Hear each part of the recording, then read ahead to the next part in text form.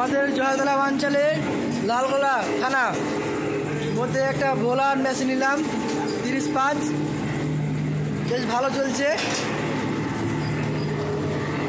তেলের স্পিড দেখুন কত সুন্দর।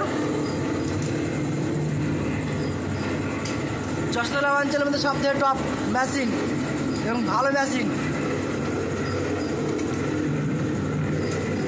বোলার মেশিন একটাও নয় জয়তলা অঞ্চলে। 35 মোটর সিস্টেম মেশিন।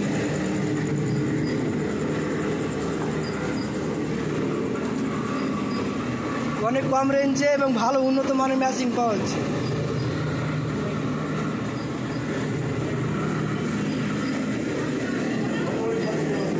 এ দেখুন তেলের স্পিড এবং তেলের গ্লেজ কত সুন্দর।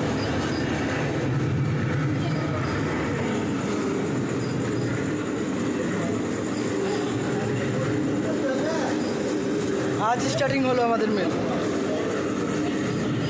35 9 ভোল্টে।